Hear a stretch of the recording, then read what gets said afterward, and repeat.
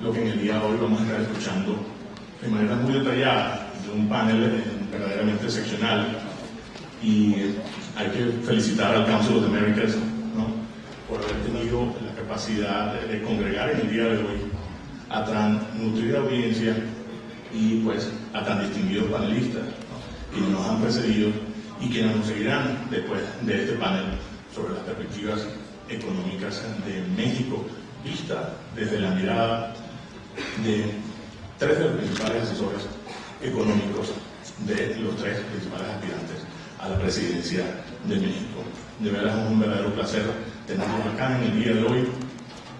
Y rápidamente vamos a introducir a los panelistas y después les cuento un poco a lo que ya Randy les ha platicado brevemente, un poco la dinámica del juego que tenemos preparado para el día de hoy.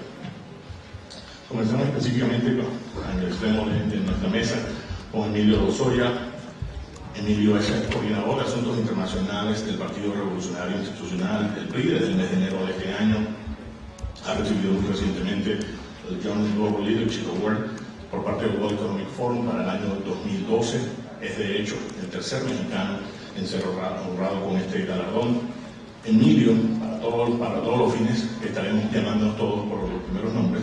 Emilio tiene una maestría en Desarrollo Económico en la Universidad de Harvard, es abogado de la UNAM y también es economista en la ITAM. Es adicionalmente un inversionista en proyectos asiáticos en América Latina y es de hecho el fundador del Fondo de Inversiones JFH, que maneja un total de 1.500 millones de dólares en activos, ¿no? Emilio tiene adicionalmente una condición común para nuestros tres panelistas en el día de hoy. Yo creo que es una feliz coincidencia. Es la primera vez que participa activamente en una campaña presidencial. Y les preguntaremos en breve a Emilio, a Fernando y a Miguel por qué lo hacen. En segundo término, Fernando nos acompaña desde el norte del país, de Monterrey, es asesor de desarrollo económico de Andrés Manuel López Obrador y ha sido nominado por Andrés Manuel para ser pues el secretario de Desarrollo Económico en caso de que pues el voto popular así lo decida el 1 de julio de este año. Fernando ha sido presidente y es de hecho presidente del Consejo de Administración, director general, Chairman and CEO de Capcom Global, que es una empresa multinacional especializada en lo que son pues servicios de un sistema de escape para vehículos o motores de combustión interna. Una compañía que tiene operación y manufactura en 10 países y centros de investigación y desarrollo tecnológico en 4 naciones. Fernando tiene adicionalmente un MBA por la Universidad de Harvard, al igual que Emilio. Es la primera vez que participa pues, en una campaña presidencial. Y justamente, no más no least, ¿no? Miguel Seckley es asesor de políticas públicas de Josefina Vázquez Motas. Ha sido director del Instituto de Innovación Educativa del Tecnológico de Monterrey, acá en la Ciudad de México, y previamente a cumplir ese cargo fue también subsecretario de Educación Media en la Secretaría de Educación Pública de México. Emilio, muchísimas gracias por estar en el día de hoy. Gracias a los Les comentaba un poco de cómo va a ser la dinámica que vamos a estar teniendo en el día de hoy. Y la idea, nuestro objetivo es bastante práctico. Partamos con un análisis de cómo cada uno de estos tres asesores ve hoy en día la dinámica de la economía mexicana y cuáles las posibles soluciones que pensarían implementar a partir pues, del 1 de diciembre de este año. Para este fin, vamos a hacer algo muy sencillo y vamos a tener a Elena, a Alenka y a Diana, tres de nuestras asistentes que están en el piso en el día de hoy y van a estar tomando preguntas de su parte.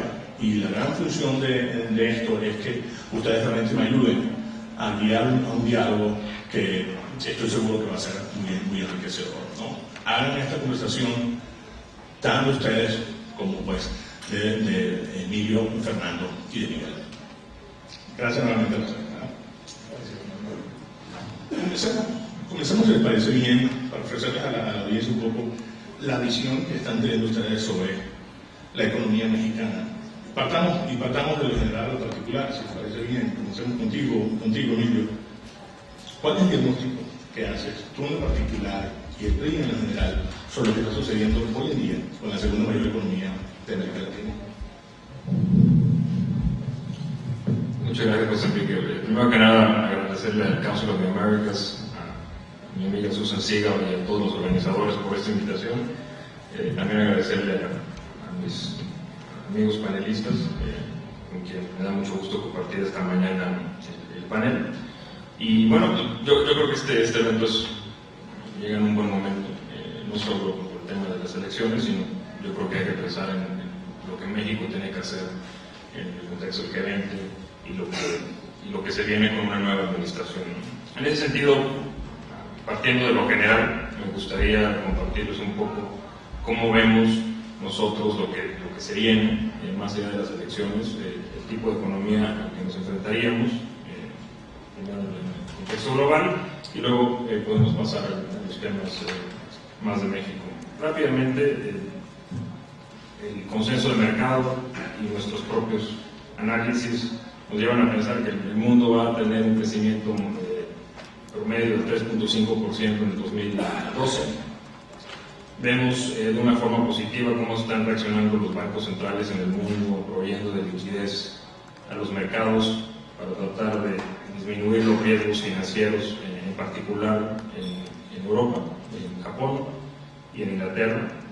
También creemos que el manejo de política monetaria es prudente en Estados Unidos, y es importante pues, que haya un oxígeno para las empresas, porque todavía los riesgos son latentes. En lo que se refiere a Estados Unidos, un mercado que, como todos ustedes saben, es de gran pues, influencia en nuestras posibilidades de crecer o no crecer, vemos también de forma positiva las últimas cifras del mercado laboral. La semana pasada se anunció la creación de 227,000 empleos y en febrero se revisaron hacia el alza los últimos 2 meses con casi 60,000 empleos. Creemos también que es muy importante monitorear la tasa de desempleo. Sin duda va a ser algo que determine o que tenga una gran influencia en las elecciones en Estados Unidos, y vemos por ahí un poquito arriba del 2% de crecimiento en 2012 en Estados Unidos. El gran riesgo sigue siendo el tema de casas, de la construcción de casas, de las hipotecas, sigue siendo un factor de peso negativo en la recuperación norteamericana. El resto del mundo desarrollado, Japón, crecimiento cercano al 1%, Europa igual, Canadá poco arriba del 2%, y donde vienen las buenas noticias, y a lo que me gustaría pasar después, que son los mercados emergentes, incluyendo México, pues bueno, tenemos un crecimiento estimado de China poco arriba del 8%, que es bajo a comparación de los últimos años. India arriba del 7% y los países del sudeste asiático entre 3,5% y 5%. ¿Dónde está México parado en este escenario? El consenso de mercado, por no citar las cifras de la Secretaría de Hacienda, me entrar ahí en polémicas, un consenso de mercado estima un crecimiento un poquito arriba del 3%, es decir, por debajo o cerca del crecimiento económico mundial, lo cual, en mi opinión, pues no son buenas noticias y tenemos que aspirar más. En términos del manejo de las políticas monetarias y fiscales, me parece que se ha venido haciendo un manejo prudente y bueno, en ese sentido, pues también los riesgos son relativamente limitados hacia la baja. El sector externo se ha venido comportando de una manera razonablemente buena, lo que un indicador, por ejemplo, de confianza de los inversionistas extranjeros en México son buenas señales. Han seguido comprando bonos del gobierno mexicano en una forma consistente y han seguido acumulando, y en general pues yo creo que también el tema del peso le ha dado un buen oxígeno, cierta cantidad de oxígeno al sector exportador convencional, ¿no? Yo pararía ahí un poco para dar el contexto que vemos al cual nos enfrentaríamos antes de entrar, imagino, las preguntas al tema de México. Muchas gracias. Fernando. ¿Cuál es la visión que tienen ustedes sobre lo que está sucediendo en la economía mexicana?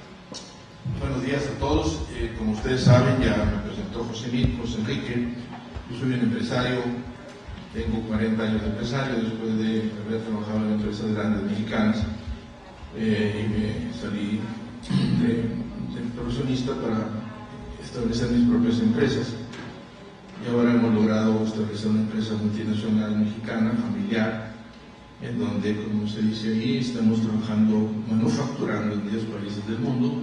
Próximamente estableceremos plantas en Brasil, en Rusia y en otros países. Y eso me permite ver, comparar y analizar la situación económica y la situación de los negocios en diferentes países, desde el piso de la empresa, desde los estados financieros, desde los flujos de efectivo, desde las decisiones de inversión, desde los análisis de las TIRES, ¿verdad? Porque nosotros no somos una empresa típica, somos una empresa que, como dijo aquí el panelista anterior, adoptamos las tecnologías de la web 2.0 y tenemos una wiki organización, ¿verdad? Eliminamos todo el grupo corporativo y trabajamos con grupos colaborativos para desarrollar un modelo único de negocios en la industria. Estoy aquí porque estoy muy preocupado por lo que pasa en nuestro país. Yo no quisiera ser, digamos, que desbarate aquí la piñata y la fiesta, pero definitivamente nuestro país tiene ya muchos años de estar estancado en su crecimiento y eso ha generado problemas muy graves en la parte social, en la parte de seguridad y sobre todo en el nivel de pobreza. El nivel de pobreza que tiene este país es absolutamente inaceptable, es moralmente inaceptable para cualquier persona responsable de cualquier religión y de cualquier moralidad. Y eso tiene que corregirse y tiene que corregirse ya. Y entonces, para lograrlo, necesitamos un cambio estratégico fundamental que no está siendo ofrecido por las diferentes corrientes políticas, salvo una, en la cual estamos ayudando. ¿Cómo estamos ayudando? Estamos ayudando proponiendo un cambio estratégico nuevo, con orden, que le dé un gran empujón a la inversión privada, que ese es el catalizador del crecimiento. Cambiar la dinámica de estancamiento generalizado a una dinámica de crecimiento que nos permita bajar la nivel de pobreza de 57 millones de pobres, bajar 20 millones de desempleados y subempleados que hay en el país, y 13 millones, y eliminar 13 millones en la pobreza extrema. Eso es la razón por la cual yo estoy aquí, y pensamos que el problema de México no son, con todo respeto, lo que se llamaría el binding constraint de esta economía, no son las reformas estructurales, no es la privatización de Pemex, no es la reforma laboral. El problema de este país es una gran diferencia de precios internos generada por la existencia y el abuso de monopolios públicos que han sido usados para extraer rentas para financiar un gasto público desbocado, y por la existencia de muchos monopolios privados que han sido creados con las privatizaciones principalmente, pero no solamente se crearon con las privatizaciones, sino que se han fortalecido y se les ha dado cada vez más poder. Hay que terminar con esa diferencial de precios internos que aumenta mucho los costos de las empresas liberalizadas y que hace inviables muchísimos sectores de la economía. Gracias, Fernando. Ya pues, puestos sobre la mesa de varios puntos que sin lugar a dudas vamos a estar tomando en breve. Vamos a darle la oportunidad a Miguel para que nos cuente un poco, ustedes desde la bancada del PAN, específicamente desde la esquina del secretario José Luis Vázquez Montas, ¿cuál es el análisis que están haciendo? ¿Cuáles son los problemas fundamentales que está afectando a la economía mexicana en estos instantes? ¿Qué tal? Muy buenos días. Muchas gracias por la invitación. Me da mucho gusto poder estar aquí, ver además gente que respeto mucho, varios amigos también por aquí, y sobre todo me da mucho gusto compartir este panel con Fernando y Emilio, porque creo que realmente cuando vemos lo que se ha transmitido, sobre todo en los medios de comunicación, sobre los diagnósticos del país, no se ven grandes diferencias. Creo que la gran diferencia está en qué hacer y cómo hacerlo, cómo lograrlo. Y en términos del diagnóstico, creo que es importante no perder de vista un elemento fundamental que generalmente en las economías que logran una estabilidad como lo que ha logrado México, muchas veces se da por sentado y se pierde de vista como en su importancia y en la prioridad que hay que darle. El simple hecho de que hoy estemos en México teniendo la reunión del G20, además por iniciativa del Fondo Monetario Internacional, quien estuvo en disposición de que fuera en México, porque a México se le está viendo fuera del país como un modelo en términos del manejo macroeconómico, creo que eso es ya en sí mismo muy importante. La crisis internacional nos está dejando lecciones nuevamente muy importantes que se pierden muy rápido en la memoria, como por ejemplo lo que está pasando ahora en Grecia y en otros países europeos, que por tener un gasto público excesivo están pagando ahora la factura. Y esto es muy similar a lo que le sucedió en México en el año 1994. Estamos a 18 años de esa gran crisis de 94. Y de hecho, si en 94 todos estábamos ahí y vivimos esa crisis, yo creo que si nos hubieran dicho que México 18 años después estaría siendo modelo de estabilidad, difícilmente lo hubiéramos creído. Pero en cuanto al diagnóstico, creo que eso es un elemento muy importante. Podríamos incluso comparar cifras de los 80s y los 90s en materia de inflación, de devaluación, de tasas de interés. Ustedes conocen muy bien esas cifras y hay una diferencia abismal. Si bien estos elementos hoy nos parecen naturales, sí requieren de un manejo responsable de la economía y de un perfil de política macroeconómica muy bien marcado desde el inicio de una administración. Ahora, eso no es suficiente. La estabilidad, por supuesto, que es un factor fundamental sin el cual no se pueden lograr otros objetivos. Y ya lograda la estabilidad, creo que hay por lo menos 3 desafíos muy importantes. El primer desafío es el crecimiento económico, la generación de empleos.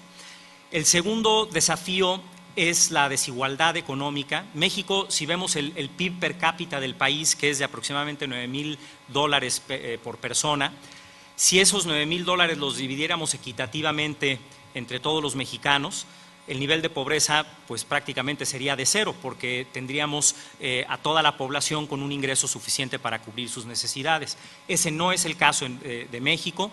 Los niveles excesivos de pobreza se deben sobre todo a esta enorme desigualdad. México sigue siendo un país con enorme desigualdad bajo los estándares internacionales, y esa desigualdad refleja, y este es el tercer elemento que creo que es importante del diagnóstico, toda la serie de candados y toda la serie de barreras que nos hemos autoimpuesto por muchas décadas y que hoy están impidiendo que la economía florezca, que la economía detone todo su potencial. Nuevamente creo que todos estaríamos de acuerdo en que México es un país de enormes recursos. El problema no son los recursos, el problema es cómo podemos lograr que esos recursos se traduzcan en un mejor nivel de vida para toda la población. Y quisiera poner solamente 2 ejemplos de este tipo de barreras que, si bien tuvieron mucho sentido en alguna otra época de la historia, hoy pues ya son totalmente inviables. Una de ellas es la ley laboral. Es una ley laboral que, por ejemplo, impide que haya flexibilidad en términos de horas que una persona decide estar en el empleo. Por ejemplo, la ley laboral en términos de discriminación hacia la mujer es un impedimento enorme para que haya equidad de género en México en materia de oportunidades laborales. Y un segundo ejemplo de este tipo de barreras es lo que ha sucedido con Pemex. Por ejemplo, si vemos la tasa impositiva que se le aplica a Pemex por ley históricamente, claro, eso genera recursos públicos que se convierten en gasto, pero estamos destinando a esta empresa a tener siempre un déficit de inversión, de no poderse modernizar, y vemos casos como en otros países como Brasil, donde han modificado este tipo de reglas precisamente para poder adecuarlas al siglo XXI, y eso detona toda una serie de procesos que a final de cuentas redundan en un mayor crecimiento, en una mayor generación de empleos. Creo que estas barreras, mencioné solo 2, hay muchas más. Yo ahí con Fernando, que lo admiro mucho y tenemos una muy buena relación, yo ahí no coincido con el planteamiento de que las reformas son un tema menor, porque sí, a mi juicio, sí están implicando un retroceso en lo que muchos países hoy sí están logrando resolver y teniendo un desempeño económico mucho más positivo. Wow. Ya tenemos el escenario aquí servido, ¿correcto? ¿No? Así que, sin lugar a dudas, nos vamos a enterar de primera mano, y yo creo que esto es una de las grandes bondades, y nuevamente gracias al Council of the Americas por este evento, enterarnos de primera mano qué piensa cada uno de estos individuos que tenemos en el día de hoy acompañándonos, honrándonos en esta mesa. Emilio, vuelvo contigo. Tú mencionabas, por ejemplo, que en el caso de Estados Unidos, el factor de desempleo va a ser un gran determinante, un factor muy importante en cuanto a lo que sería esculpir el resultado de las elecciones presidenciales en noviembre. ¿Piensas lo mismo en el caso de México? México inició el sexenio con una inflación de 3.6% en el diciembre del 2006, subió hasta casi 7% prácticamente en septiembre del 2009, y la vemos ahora el desempleo a una tasa de 4.5, 4.6%. ¿Cuán importante es el desempleo y el tratamiento de la pobreza en las soluciones que ustedes están visualizando para México? Bueno, sí, sin duda que lo que le hace falta a este país son empleos, y no solo más, sino mejor pagados, ¿no? Y también espero que esto sea y estoy seguro que va a ser un determinante del desenlace de esta elección, ¿no? Si vemos del 2000, para ponerle fechas más concretas de cuando comenzó la alternancia política en este país en el año 2000 a la fecha, la tasa de desempleo se ha duplicado y el número de desempleados se ha casi triplicado. Cuando yo salgo, bueno, justo antes de meterme en la campaña y con el fondo de inversiones, cuando veía distintas alternativas, claramente pues era un poco triste esta paradoja de que la mala imagen que tenemos en el exterior, en particular con el tema de seguridad, que en mi opinión está prácticamente, pues uno de los mayores determinantes de esto es cuando estamos creciendo en la última década, a menos del 2%, 1.7% más. Entonces somos una fábrica de desempleados. Sin duda que se puede combatir a través de políticas públicas contra el crimen organizado, etcétera, pero al final de cuentas lo que necesita este país es crecer, y crecer por lo menos al doble o al triple de una forma sostenida. El tema de empleos es clave. Ahora, ¿cómo llevar a cabo esto? También difiero respetuosamente de lo que dice Fernando. Yo creo que sí se tienen que llevar a cabo reformas muy importantes. Él mencionaba una, que es el tema de la competencia, lo coincido plenamente. El tema de la reforma energética es otro. Y un tercer tema, que es un cuello de botella para la generación de empleos en este país, es el tema de créditos. Nuestra penetración, como porcentaje del PIB, anda por ahí del 23-24%. Brasil tiene una penetración del crédito del 50%. Chile, 120%. Tenemos una banca de desarrollo, mismo las empresas en las que hemos invertido aquí en México, nosotros no acudimos a la banca de desarrollo porque es más lenta y más cara. Entonces, aquí se requiere un empuje fundamental para que las empresas puedan crecer, puedan invertir y puedan generar el empleo necesario. Ahora, otro tema, el tema que mencionaba de los pobres. Los últimos 11, 12 años, este país ha producido 12 millones de dólares. Coincido también plenamente con Fernando, es un tema verdaderamente grave que se liga al tema de la inseguridad. Ahora, para pasar al tema más propositivo, ¿qué hacer? Pues ahí están las reformas. No puedo ser muy específico por el tema de la famosa veda electoral, pero sin duda, y ahí también coincido con Miguel, este país requiere de un gobierno eficaz, de un gobierno que lleve a cabo las reformas, las implemente, tenga el capital político y el manejo político para transitar no solo con el Congreso, sino colaborar con la sociedad civil y en particular con una audiencia como esta. Son principalmente empresarios, asumo, financieros. Tienen que ser ellos parte de la solución. En ese sentido, espero que el siguiente presidente de la República cuente con un gran capital político y que tenga un liderazgo distinto a lo que hemos visto en las últimas administraciones, ¿no? Un liderazgo al cual respeto actualmente. Pues, primero que nada soy mexicano, sin embargo creo que este país requiere de un empuje mucho mayor, no solo del gobierno, también yo creo que todos tenemos que poner otra camiseta, la sociedad civil y el empresariado, para darle la vuelta a una situación, en mi opinión, como inversionista internacional antes de participar aquí, una situación que yo veo crítica. Crítica. Fernando, tú mencionabas en tus comentarios iniciales que la pobreza es moralmente inaceptable en México. En otros países, ¿verdad? Pero en México más. México en particular. Semanas atrás, Andrés Manuel López Obrador presentó el Saltillo, un programa económico que contiene una serie de 6 puntos, si no me equivoco, ¿no?, sobre cómo enfrentar crecimiento, pobreza, desempleo. De estos 6 puntos, ¿cuál dirías tú que es la piedra para cambiar la dinámica que hoy en día se está viviendo en el país y comenzar a dejar que México sea esta fábrica de desempleo que ha mencionado Emilio? Nosotros, la teoría de desarrollo económico te dice busca los binding constraints. Los binding constraints los puedes buscar de 2 maneras: en las listas del Banco Mundial, del Fondo Monetario Internacional o de los teóricos. Pero los teóricos, el Banco Mundial y el Fondo Monetario Internacional, sobre todo los buenos teóricos, te dicen busca y habla con los empresarios, pregúntales qué es lo que les falta para invertir. Yo tengo plantas en 10 países. En Monterrey y en México, en Monterrey ya pasaron de 30 años que no hay una huelga. No hay ningún estudio serio que diga que cambiando las leyes laborales va a haber más empleos.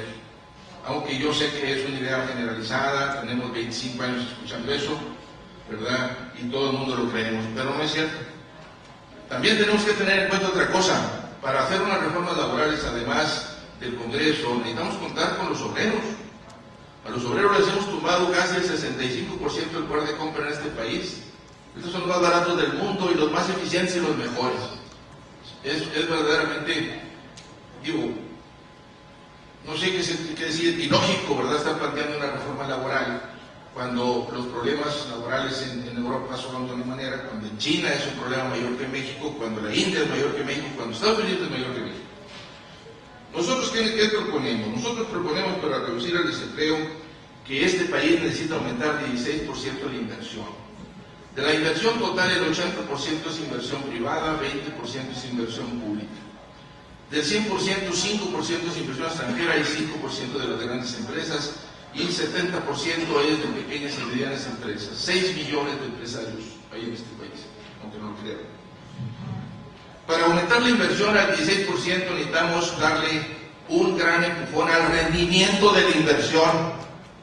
Y en este aspecto, el programa que nosotros proponemos, hecho por empresarios y hecho también por economistas, pero no nada más por economistas, es muy amigable a la inversión privada y a la inversión total.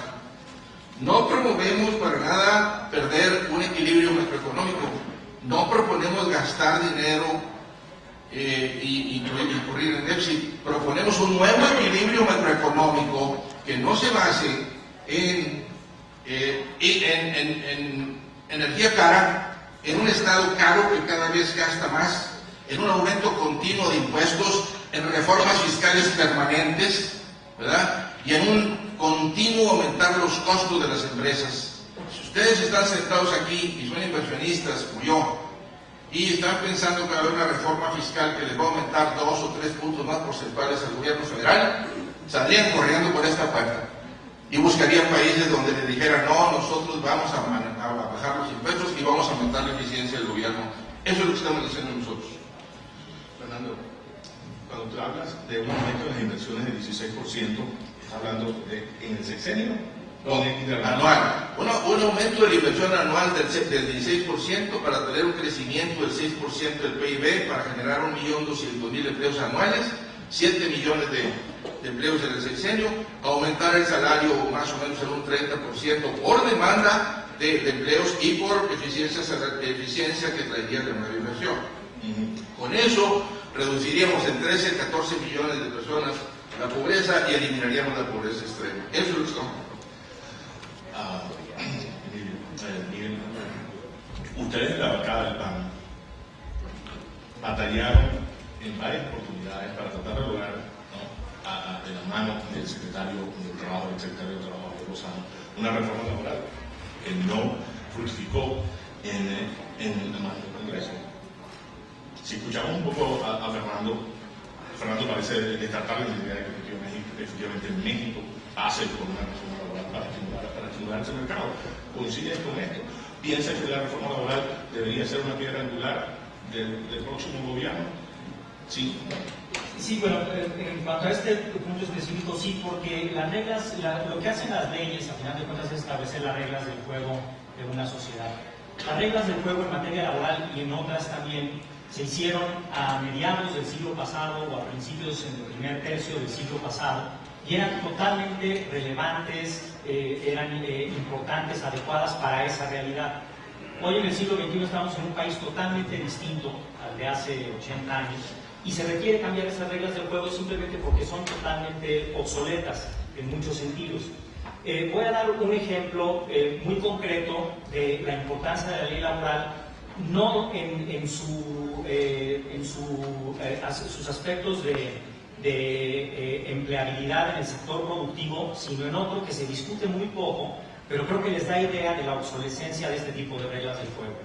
La ley laboral, entre otros, incluye que los sindicatos, y en particular el Sindicato Nacional de los Trabajadores de la Educación, tiene la facultad marcada en esa ley de definir a quién se contrata como maestro en México. Tiene incluso una cuota el sindicato por ley para que sea el sindicato quien defina quién debe de ser maestro en México o no y asignarle una plaza. Probablemente eso era adecuado en un México en donde urgía ampliar la cobertura educativa, era otra realidad y probablemente para esa época era adecuado. Hoy en día es un enorme cuello de botella para el progreso del país en materia de crecimiento económico, porque uno de los factores clave para el crecimiento es la educación y con la calidad de la educación que tenemos en México, en muy buena medida por las deficiencias que tienen el magisterio en términos de su preparación y de las oportunidades de capacitación, estamos destinados a tener una de esas barreras al crecimiento. Es solamente un ejemplo del cambio en reglas del juego que me parecen fundamentales y que ni siquiera tienen que ver directamente con aspectos económicos como los que hemos venido comentando. Pero el planteamiento que se ha dado en materia de crecimiento no nada más incluye la educación. Todos sabemos, y Fernando y Emilio también estoy seguro que coincidimos en esto, no hay una receta mágica para el crecimiento de ningún país, porque todos ya hubieran seguido esa receta. Incluso modelos como el de China no son replicables en países como México, por más exitosos que sean.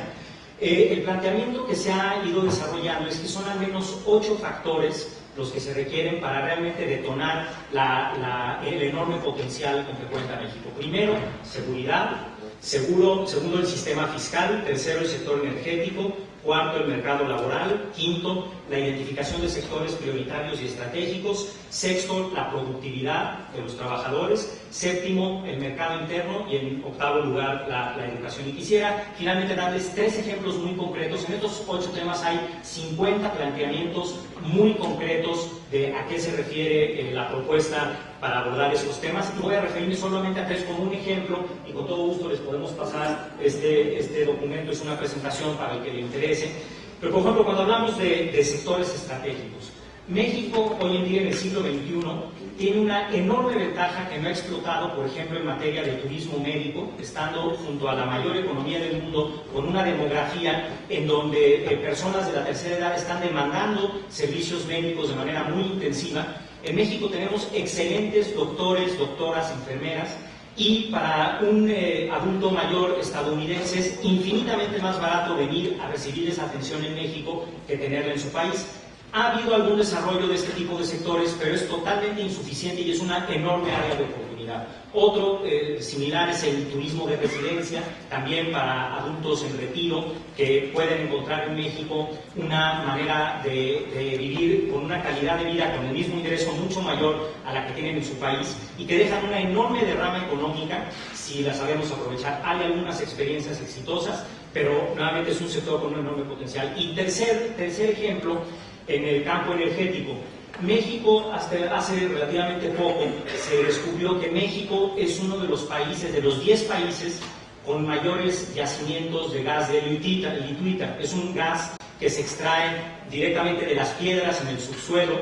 No es gas natural, es un gas distinto, de un costo muchísimo menor, incluso al gas natural que ha bajado de precio significativamente, y en donde ya, por ejemplo, con la ley de asociaciones público-privadas, se podría detonar una inversión focalizada a este tipo de sectores con un enorme potencial de crecimiento, en donde además no se cuentan con las barreras legislativas de inversión porque no pertenece al grupo de los hidrocarburos en donde hay muchas restricciones.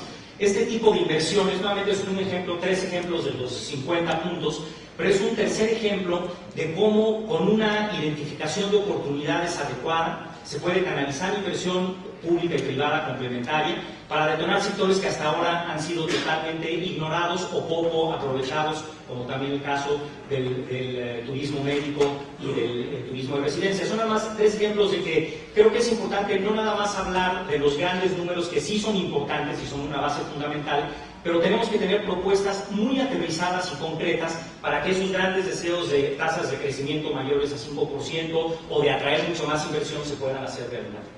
Tasa de crecimiento mayor al 5% es lo que ustedes estarían tratando de llevar adelante, de ser elegidos en el primer público. Yo creo que es una falacia decir vamos a lograr una tasa de crecimiento porque eso no depende solamente de las políticas del gobierno y eso no puede ser una meta porque está fuera del alcance de las herramientas con las que cuenta la política pública, que tienen influencia, pero por ejemplo, si tenemos un escenario internacional como el que vimos hace solamente 3 años, con una crisis generalizada, por más deseo que tengas o por mejores políticas que tengas, no vas a poder crecer porque tienes un entorno adverso. Yo creo que más que pensar en la promesa de una tasa de crecimiento, lo que hay que pensar en cuáles son los cambios fundamentales en las reglas del juego y en la identificación de oportunidades para hacer una tasa de crecimiento económico viable, incluso superior al 5%. Superior al 5%. Emilio, el gobernador del Banco de México, Tim Carstens, ha estado, y me permito esta expresión, particularmente proactivo en sus últimas intervenciones públicas, acá en Ciudad de México y en el extranjero, hablando de necesidad de que México crezca a una tasa de 6% interanual, necesidad de que México genere más empleos como un byproduct de esa tasa de crecimiento, necesidad de inversiones y de apertura de inversiones en sectores estratégicos como telecomunicaciones.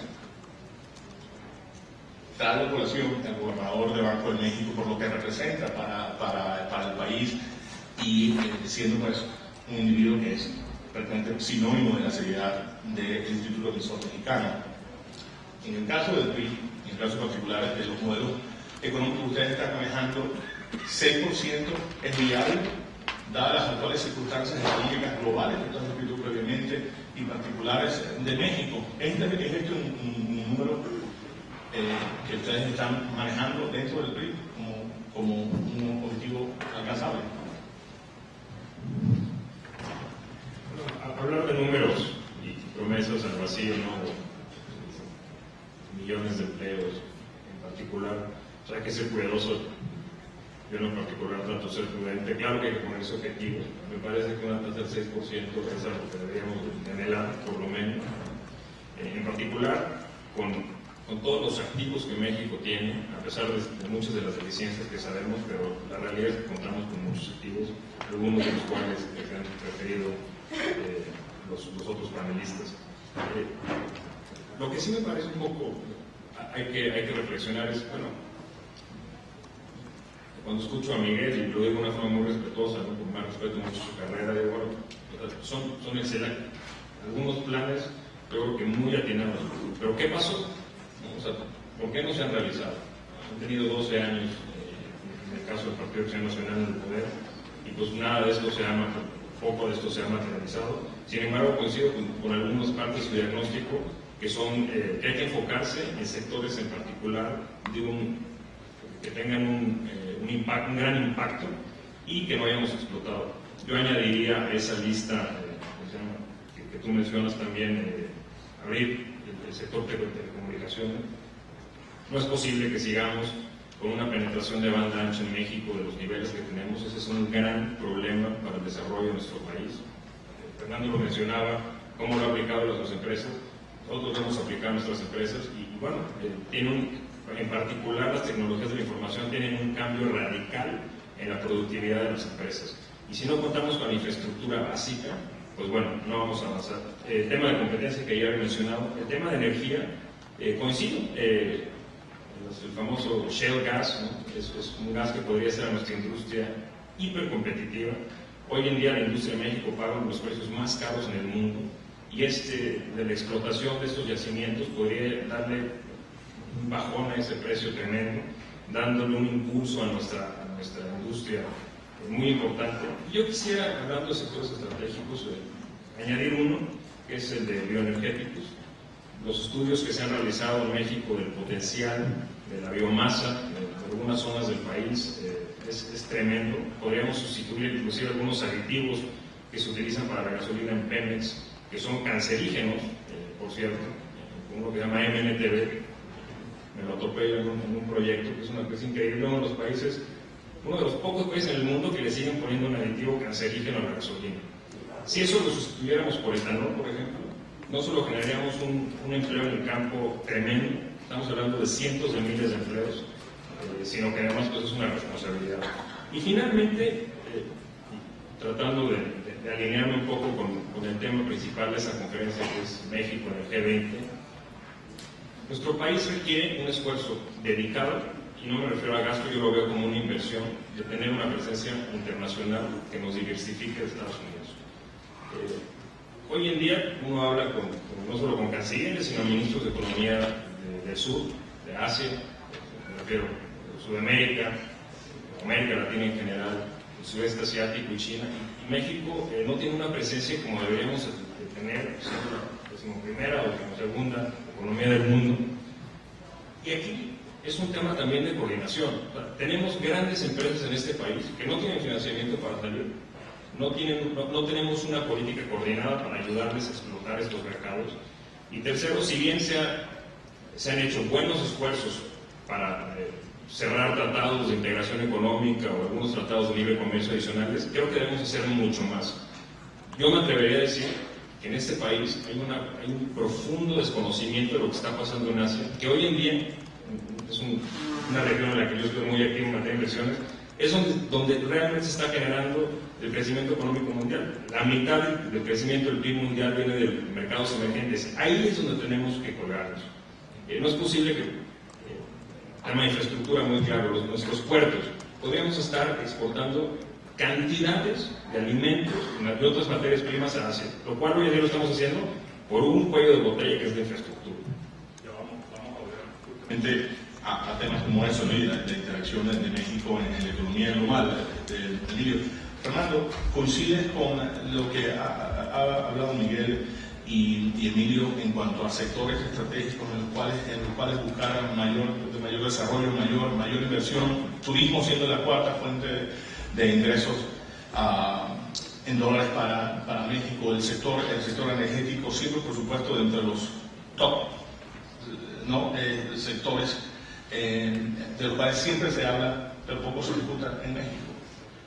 Mira, yo creo que hay que ver claro esto. Tenemos 30 años estancados.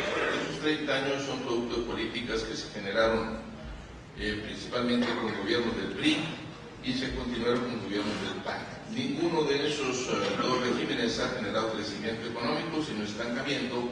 Y ahorita estamos viendo esencialmente las mismas posiciones, pues un poquito diferenciadas en detalles. Si no sabemos a dónde vamos, pues ¿cómo vamos a llegar? O sea, si no nos atrevemos a establecer una meta de crecimiento y una meta de logros, es como si en nuestras empresas no hiciéramos un presupuesto.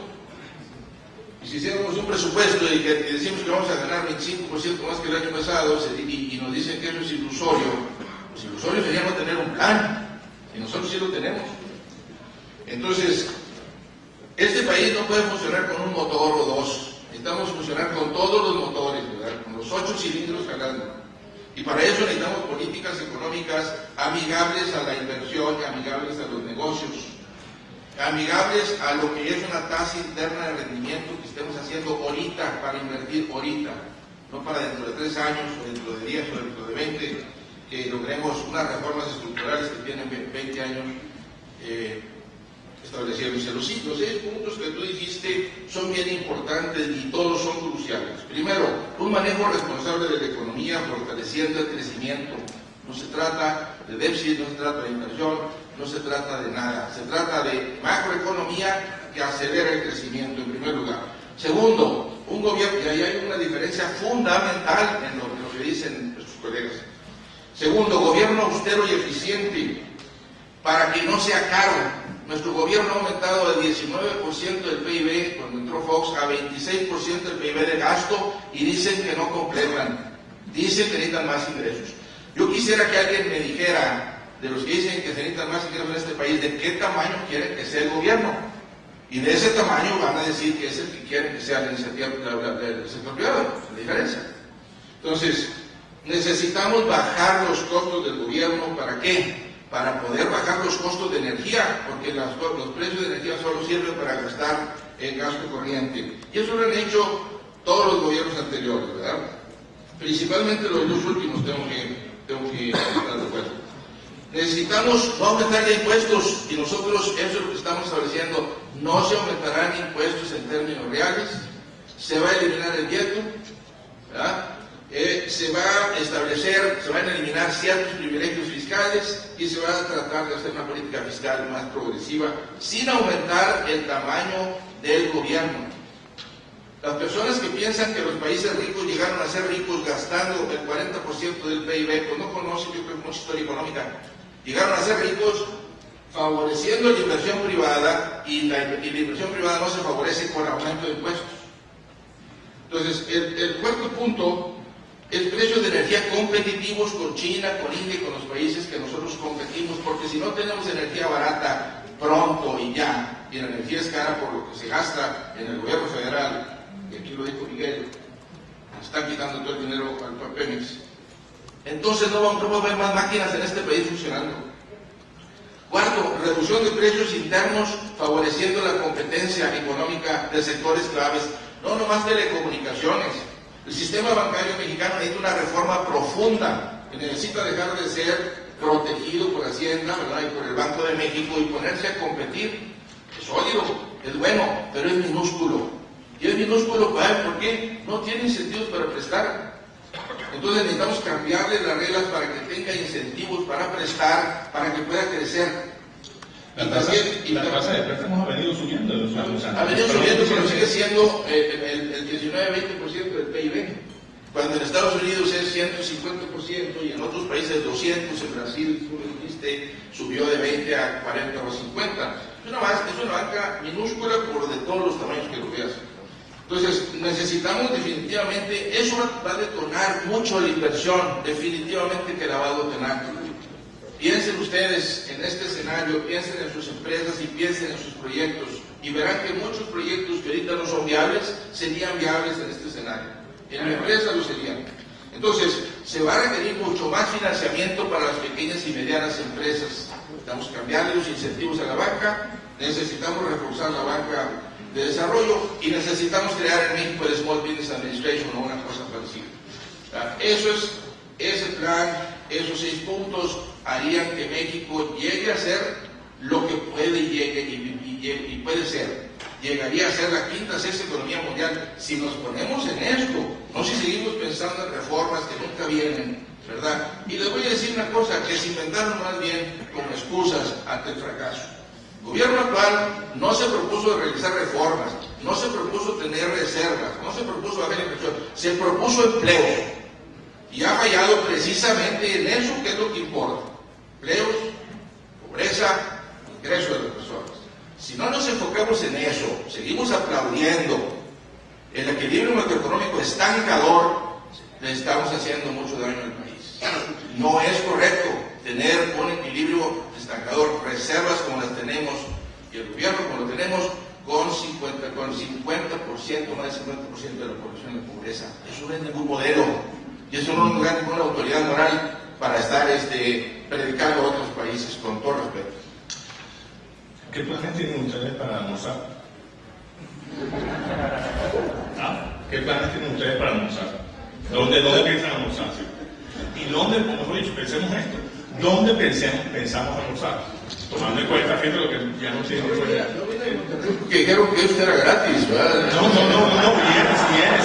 vienes, y si hubiera duda Susan y Randy, no, hago una pregunta por esta maravilla que estamos teniendo. Y fíjense cómo estoy inundando el papel, ¿no? Y esta es la parte realmente maravillosa de este intercambio, ¿no? Yo no tengo ninguna prisa. Perdón, Fernando, ¿sí? Yo no tengo ninguna prisa. Muy bien. A eso vine. Muy bien. Y tenemos una serie de preguntas maravillosas aquí, y déjenme de inmediato un poco poner y dar pie a una de ellas. con algo, Fernando, que tú mencionabas, la necesidad de un aumento de 16% de la inversión, el hecho de que la economía mexicana desde tu punto de vista está estancada. ¿Coincides tú con esto? Miguel, ¿coincides en que México debería estar teniendo una inversión de 16% anual o interanual para salir del estancamiento del cual habla Fernando? Yo creo que nuevamente es como hablar del crecimiento económico, en donde poner una meta o marcar una ruta es importante, pero donde poner un número preciso como objetivo, creo que puede ser un arma de dos filos. Primero, porque puede sobrepasar ese objetivo si se implementan las políticas correctas, pero segundo, porque ese tipo de variables no se pueden definir por decreto, y ese es el caso de la tasa de inversión. Por ejemplo, México en tasa de inversión extranjera directa ha crecido en 130, prácticamente al doble entre los 90s y el siglo XXI. Y eso no es porque la política pública haya decidido traer ese tipo de recursos, es porque se dan una serie de condiciones que tienen como consecuencia que los inversionistas deciden invertir. Todos ustedes lo saben muy bien, este es un auditorio perfectamente informado en eso. La pregunta es cómo se generan las condiciones para que esa inversión se detone. Y ahí es donde creo que es este tipo de encuentros y de diálogos es muy importante en México, porque primero creo que es fundamental que se tenga muy claro los problemas por los que atraviesa el país, y donde está la diferencia creo que es precisamente en cómo abordarlos, qué hacer. Y como dice el dicho mexicano, muchas veces el diablo está en los detalles de cómo se van a instrumentar ciertas políticas o qué líneas de acción tomar. Y yo volvería nuevamente allí a mencionar el tema de la reforma sin referirme a ninguna en particular, pero es difícil pensar que con las reglas del juego del siglo pasado, de mediados o de principios del siglo pasado, México va a poder seguir funcionando en el siglo XXI. Incluso en estos ocho temas que están en el documento que mencioné, del cual se derivan 50 líneas de acción, 52 líneas de acción, si identificáramos cuáles de ellos dependen de un cambio de reglas del juego, es decir, de una reforma a las leyes, son alrededor del 45%. Un poquito más de la mitad se podrían hacer simplemente con políticas del Ejecutivo, en coordinación con los otros dos órdenes de gobierno, el estatal y el municipal. Pero si prácticamente es un poquito menos de la mitad requieren un cambio en las reglas del juego, una de las grandes preguntas es cuál es la visión que existe acerca de cómo cambiar esas reglas del juego. Por ejemplo, para llegar a estos niveles de inversión de 16% o más incluso.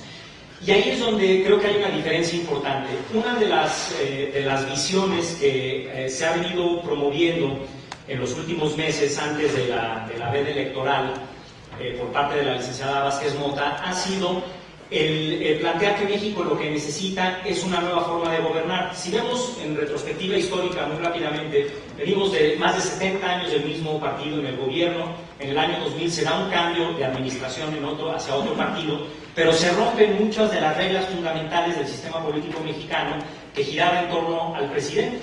Ahora, a partir del año 2000, otros actores que en el papel tenían mucho poder y influencia en las decisiones han empezado a ejercer ese poder: el legislativo, los gobernadores, los medios de comunicación. Y si vemos, por ejemplo, el caso del legislativo, ahí se necesita un cambio fundamental. Lo que hemos tenido a partir del año 2000 y que veníamos arrastrando desde muchas décadas atrás, es que quien gobernaba en México y esto lo vemos a nivel estatal en todos los casos, quien gobierna son las burocracias partidistas. Cuando un partido gana todo en el Ejecutivo, y luego se enfrenta a no poder hacer nada o no poder hacer mucho, porque en el legislativo, si ese ejecutivo no tiene mayoría, simplemente por la dinámica política, independientemente de la visión del país, se bloquean iniciativas solamente con el objetivo político, y se da en muchos casos. ¿Cómo cambiar esa dinámica? Un gobierno de coalición, que ha sido el planteamiento, sería una oportunidad para primero conciliar una agenda nacional. Creo que eso no es tan difícil, porque la visión de cuáles son los problemas nacionales es bastante clara y en muchos elementos compartida. Si se logra que el Ejecutivo, que quien gane la elección del año 2000, no continúe gobernando solamente con las burocracias partidistas, sino que de los otros partidos incluso invite a gobernar, como se ha planteado ya, invitar al gabinete a representantes de los otros partidos que tengan un perfil profesional, especialización en sus diferentes campos, y que se acuerden las grandes prioridades nacionales, se gobierne compartidamente y que eso garantice que en el Congreso se puedan llevar a cabo las transformaciones que requiere el país. Eso va a cambiar totalmente el panorama. Empecé hablando de la inversión, pero nuevamente para aumentar la inversión se requieren decisiones. La pregunta es, ¿cuál es la diferencia en el planteamiento de esas decisiones? Y una es el sistema político, y esta es una vía en particular. No tenemos tiempo, no tenemos tiempo suficiente para almorzar, porque entre otras verdad tenemos al secretario de Finanzas un poco más tarde. Yo le propongo... Podemos correr 2 horas. Ok. Lo bueno que hay comida hay, ¿no? Yo le propongo que hagamos una especie de ronda de tacos, ¿no? Y lo que digo a esto, ronda de tacos, es que nos comamos de volada, lo más rápido posible. Y porque para que podamos cubrir estas preguntas. Entonces yo le propongo lo siguiente, no sé si le parece bien a ustedes en la audiencia. Voy a hacer una pregunta, Emilio, Fernando, Miguel. Respondámoslas en un minuto, ¿okay? De la manera más concisa posible, para dar la oportunidad de participar a toda esta maravillosa audiencia que nos está pidiendo que comamos y que posiblemente cenemos, ¿no? ¿Te parece bien? ¿Te parece bien esto? Un minuto y comenzamos con esto. Emilio, Miguel, no se oponen a los monopolios como lo hace Fernando. Concuerdan sobre el tema de los monopolios de Pemex y la CFE, y muy relacionada con esto, ¿tendrá su partido regulador para enfrentar los monopolios privados en telecomunicaciones, alimentos, etcétera? Un minuto. Rápidamente sí, hay un compromiso total. Parte del decálogo económico del candidato y algunos subcapítulos mencionan muy claramente qué es lo que se quiere hacer en materia de competencia. Sabemos que el 40% del gasto de una familia de ingreso medio va a beneficiar a monopolios, lo cual también coincido con Fernando, es un tema, pues, una moralidad muy cuestionable. Pero en el tema de energía, CFE, Pemex, pues también está la propuesta del candidato, muchos de ustedes conocen. Hay un tema inclusive avanzado a nivel técnico y legal de lo que me gustaría que fuese una reforma en el sector energético, pero sí también comentaba aquí con Fernando que a ver si nos explica qué racionalidad económica hay en construir 5 refinerías en este país cuando hay una capacidad instalada a nivel mundial significativa. Entonces, hay capacidad instalada de acero, de automóviles, de todo lo que quieras. Con este criterio pues no podríamos hacer nada, ¿verdad? Tendríamos que importar todo y tendríamos, pues, no sé, con qué le vamos a pagar si no tenemos empleo, ¿verdad? Entonces, nosotros estamos clarísimos, esto es fundamental, eliminar los monopolios privados, las prácticas monopólicas, favorecer a las empresas, eliminar las prácticas monopólicas con todo el peso del Estado. ¿Por qué lo podemos hacer? Porque no tenemos intereses creados. No hay intereses creados en este monopolio. Entonces, nosotros vamos a convertir a Pemex y a CFE en compañías al servicio del consumidor. No se van a privatizar, porque no están las condiciones para privatizarse. Más del 64% de los mexicanos, diga lo que diga el Banco Mundial y digan lo que diga la empresa extranjera, o lo que sea, no quieren que se privatice. ¿Y saben por qué lo quieren? Porque todas las privatizaciones anteriores se generaron monopolios privados. ¿Cómo vamos a privatizar Pemex y CFE si ni siquiera hemos acabado con los monopolios que se crearon en las anteriores privatizaciones? Esa es política central de nuestra propuesta. Monopolios en una economía liberal es igual a veneno. Si no los quitamos, este país no va a crecer. Hagamos toda la lista de reformas, aunque no les paguemos ni un centavo a los obreros, no va a crecer. Miguel, por supuesto que los monopolios son una de las grandes barreras que enfrenta México, y en estos 52 planteamientos, dentro de los 8 temas, está por supuesto de manera central la eliminación de monopolios, no necesariamente todos privados, porque también los monopolios públicos pueden generar enormes costos para un país, y creo que México es el caso. Y voy a poner un ejemplo de por qué también no nada más son los monopolios privados, sino también debemos de preocuparnos por los monopolios públicos. La ley, en términos de producción de energía en México, le impide a una persona generar energía más allá de cierto límite, porque toda la energía la tiene que producir el Estado.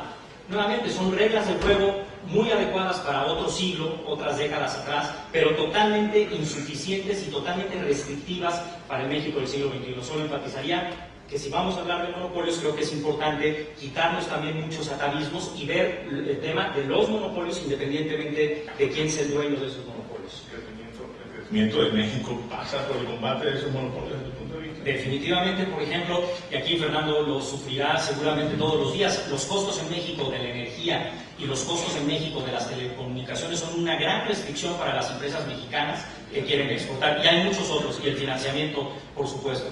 Si no se abordan este tipo de temas, nuevamente vamos a seguir teniendo barreras para que México pueda lograr las tasas de crecimiento que necesitan. Y por eso, más que hablar de una tasa de crecimiento, hay que hablar de cómo se va a lograr eliminar estos monopolios, y ahí es donde se requiere una nueva forma de gobernar. Hablando de forma de gobernar, hablando de cómo hacer las cosas, Emilio, ¿por qué México ha coincidido en estos planteamientos en los cuales ustedes están hoy refrendando, y sin embargo no se han logrado estos cambios? Y esto me lleva a una pregunta que estamos recibiendo desde Twitter, ¿no? Uno de nuestros seguidores vía multimedia. ¿Quién está dispuesto a negociar con los partidos políticos para lograr cambios como estos? Entonces, vamos a comentar el tema otra vez, el tema energético que yo sigo sin entender. También me parece interesante que Fernando insista ahí. Él hablaba de aumentar la rentabilidad de las inversiones de las empresas. O sea, por cada peso invertido de Pemex en exploración y en aumentar nuestra producción, versus ir a comprar, invertir en refinerías que tienen una rentabilidad muchísimo menor, eso sí lo tiene que explicar don Fernando, ¿no? Sí, no, eso no lo tiene que explicar los mexicanos. No, eso es Debería hacer gasolina sin petróleo, ¿verdad? Pero de sacar petróleo después de la gasolina. Emilio. Claro que se requiere un mejor manejo de la política.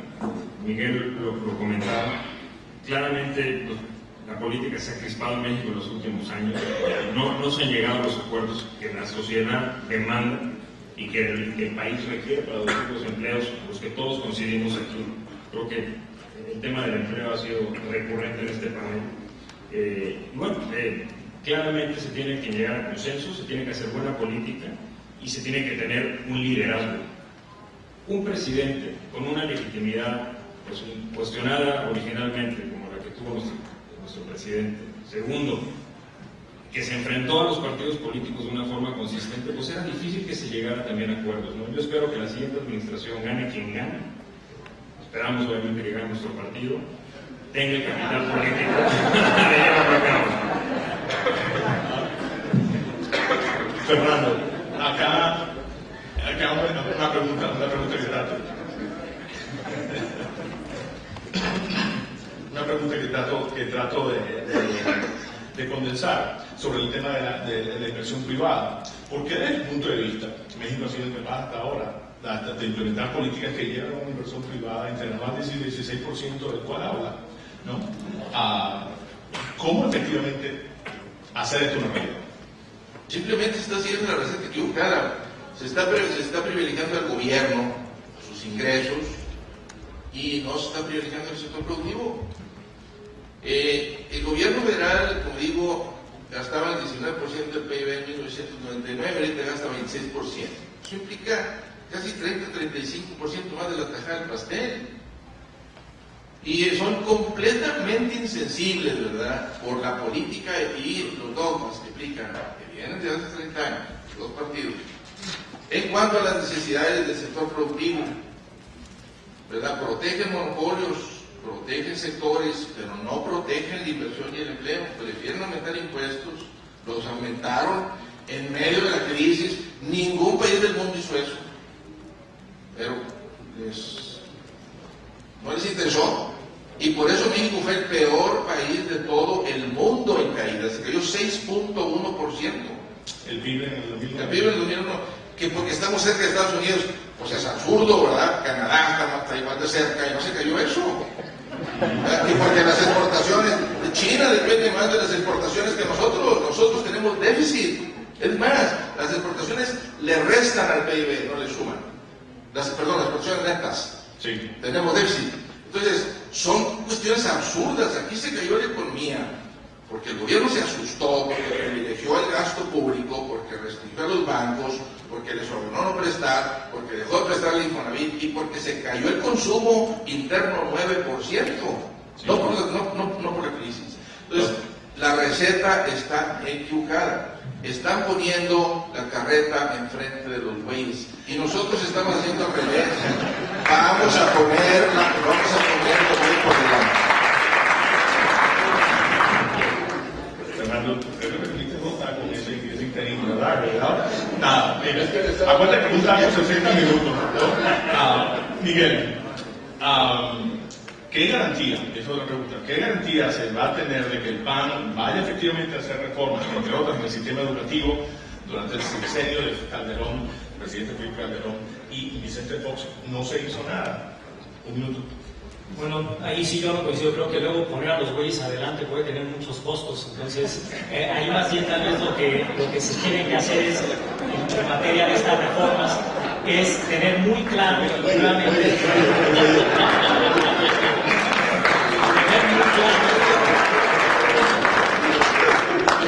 tener muy claro cuáles son los sectores en donde precisamente por una falta de acuerdos políticos no se ha podido detonar ese crecimiento. Y vuelvo ahí a la propuesta del gobierno de coalición, que me parece que es una propuesta novedosa, que no se ha dado en México y que permitiría algo que creo que no hemos visto en nuestro país en la historia reciente, y es que realmente haya un proyecto de país, un proyecto de nación, no un proyecto de partidos, sino un proyecto de país, que independientemente de qué partido gana la presidencia, algunos grandes acuerdos se siguen. Tenemos ejemplos, por ejemplo, el caso de Chile es un país en donde se establecieron prioridades nacionales desde hace por lo menos 10 años, en donde esas prioridades han seguido independientemente del partido que ha ocupado la administración federal, porque son acuerdos nacionales, y se dio precisamente con una coalición de gobierno que ha podido trascender en términos de esos acuerdos a cambios presidenciales. Creo que México se merece ya un cambio de este tipo que haga viable un proyecto de largo plazo.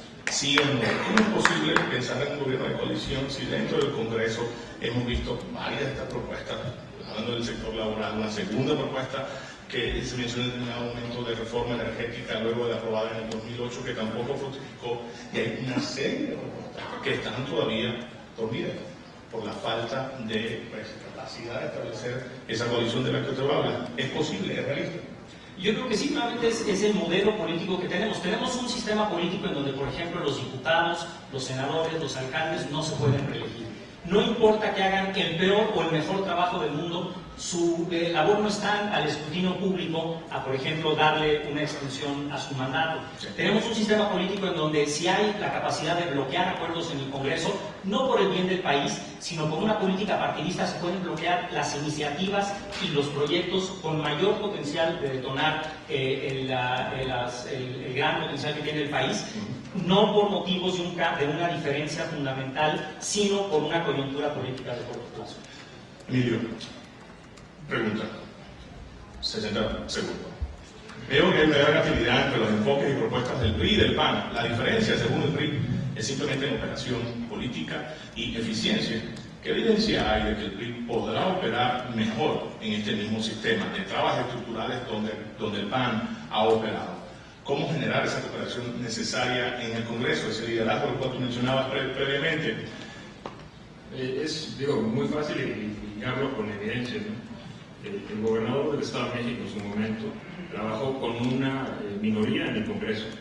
En la primera parte de su administración tuvo una minoría, y a pesar de eso, y aquí hay gente que lo conoce, el aumento en la inversión en infraestructura, en la cantidad de infraestructura que se logró, utilizando una ley que luego se convirtió en referente, como la de asociación público-privada, se llevó. Ahí están, los resultados están, y bueno, su sucesor, ¿no?, gana con un 65% de votación. Ese es el legado para los ciudadanos. Yo creo que el candidato Enrique Peña lo demostró en su estado, y ahí están los resultados. Sí hago mucho énfasis en el tema de esta ley, la cual da un beneplácito que se haya aprobado también a nivel federal, porque yo creo que muchas de las deficiencias que hemos conversado aquí en el panel en materia de provisión de servicios públicos a la población en general, ahí la iniciativa privada puede jugar un rol fundamental para, ahora sí que, reducir la brecha de la pobreza a través de una mucho mayor infraestructura, pero no solo en infraestructura carretera, sino en todos los servicios que hoy en día el Estado no tiene la capacidad de resolver. Vamos a ponerlo, Fernando, de la siguiente manera. ¿Cómo revertir, se lo puede decir de la manera más sucinta posible, cómo revertir la economía informal del país en la última década, de acuerdo al último censo del año 2010? ¿No? Creando empleos productivos, aumentando la inversión, demandando más empleo, más obreros en las fábricas, creando más oportunidades para los jóvenes. ¿Cuál sería la primera medida que debería tomar el gobierno de Andrés Manuel para justamente enfrentar eso? Si la medida ya la comentamos, perdón. Estamos hablando de acelerar la economía con este programa de 6 puntos. O sea, estamos hablando de un concepto holístico, un concepto integral. La informalidad existe porque no hay empleos. Y si no hubiera informalidad, no sé que estuvieran haciendo esas personas. El estar en contra de la informalidad, el no estar en contra de las políticas económicas y el desempleo, no es correcto. Esas personas están ganando la vida de la única manera que pueden, no tienen otra. Entonces, en todos los países pobres, en todos los países donde no hay empleo, hay informalidad. En los países ricos también hay informalidad, pero menos. Necesitamos hacer este país rico para acabar con la informalidad. Es la única manera. El último censo, Miguel, demuestra que hay aproximadamente 13 millones de mexicanos en la economía informal, 15.3. La última cifra que vimos este día domingo, empleados formalmente en el país. La economía informal, ¿cuál sería el silver bullet para ustedes? Hay por lo menos dos elementos, dos lados de la moneda. Uno son las oportunidades que se generan en la economía. Eso tiene que ver, por supuesto, nuevamente con las reglas del juego que impiden que sectores estratégicos se detonen y generen empleo. Y número dos, tenemos un tema que se ha hablado muy poco en esta mesa, pero que me parece que es crítico para el futuro de México, y es la educación. En México seguimos teniendo un sistema educativo con enormes deficiencias, un sistema educativo que no genera los recursos humanos que requiere el sector productivo, o por lo menos los sectores con mayor potencial de crecimiento. Y si no afrontamos este problema educativo y le damos la prioridad que se merece, estaremos destinados a sí generar oportunidades, pero no teniendo las personas con las herramientas para aprovecharlas.